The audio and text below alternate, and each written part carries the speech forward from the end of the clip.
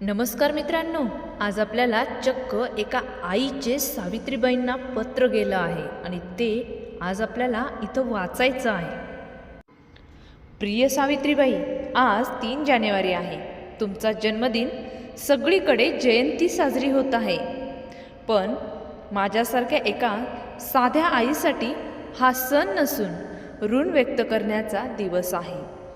आज सकाळी लवकर उठले. घरात शांतता होती. चूल पेटवत असताना माझी मुलगी झोपेतून उठून माझ्या जवळ आली आणि सहज म्हणाली, आई, आज मला शाळेत जायचे.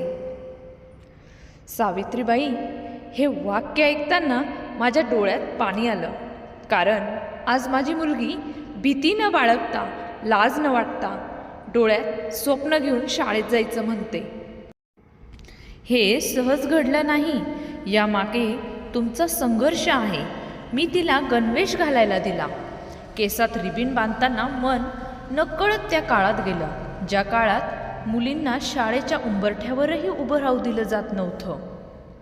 आज माझी मुलगी पाटी, वही, पेन घेऊन निघते आहे, पण एकेकाळी तुम्ही डोक्यावर दगड शेण सहन करत शाळेत जात होतात. माझी मुलगी रस्त्याने चालताना कोणी तिला दगड मारत नाही, कोणी शिव्या देत नाही, कोणी बाई आहेस, शिकायचं नाही असं देखील म्हणत नाही. हे सगळं तुमच्या धैर्यामुळे शक्य झालं. आज मी तिला शाळेच्या गेटपर्यंत सोडायला गेले. तिथे अनेक मुली हसत होत्या, बोलत होत्या, स्वप्नांची चर्चा करत होत्या. कोणी डॉक्टर होणार, कोणी अधिकारी, तर कोणी शिक्षिका. सावित्रीबाई, तुम्ही नसतात तर ही स्वप्न जन्मालाच आली नसती. आज मी आई आहे, पण माझ्या आईलाही शाळेत जाण्याची संधी मिळाली नव्हती.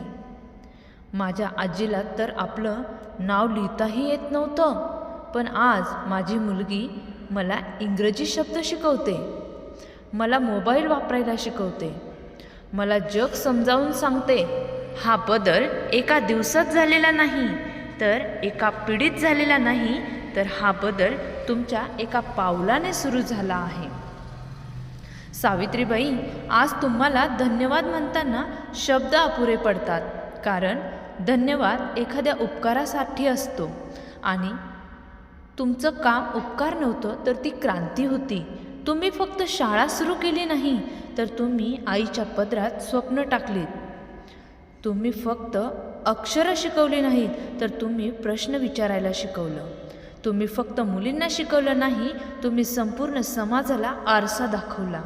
आज आई म्हणून मला काही भीतीही वाटतात, कारण आजची मुलगी शिकते आहे, पण तिच्यासमोर नवे अडथळे देखील उभे आहेत.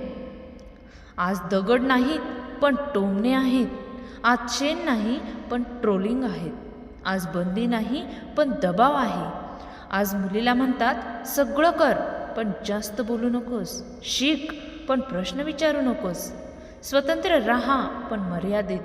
सावित्रीबाई, आजही लढाई संपलेली नाही, फक्त तिचं रूप बदललं आहे. म्हणून आज या पत्राच्या शेवटी मी काही शब्द आजच्या मुलींसाठी ठेवते आहे. मुलींनो, शिकणं म्हणजे फक्त नोकरी नाही, शिकणं म्हणजे तुमचा आवाज शोधणं आहे. शिकणं म्हणजे कोणी चुकीचं बोललं तर नाही म्हणण्याचं धाडस आहे. शिकणं म्हणजे स्वतःचा निर्णय स्वतः घेण्याची ताकद. मुलींनो, तुम्ही सावित्रीबाईंच्या वारशाच्या वाहक आहात. तुमचं प्रत्येक पाऊल कोणीतरी स्वप्न पाहून ठेवलं होतं. डोकं खाली घालून चालू नका, कारण तुमच्यासाठी एका स्त्रीने डोकं उंच ठेवून संपूर्ण समाजाशी लढा दिला आहे.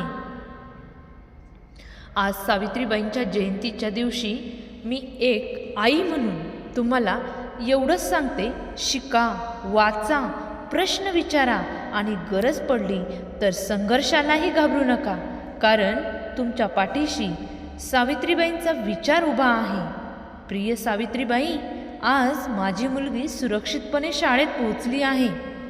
तिच्या वहीत अक्षरं उमटत आहे, तिच्या डोळ्यात भविष्य चमकत आहे, आणि हे सगळं तुमच्यामुळे आहे. म्हणून आज एका आईकडून तुम्हाला कोट्यवधी धन्यवाद नाही, तर कोट्यवधी प्रणाम. तुमचीच एक शाळा शिकणाऱ्या मुलीची आई बोलते. धन्यवाद.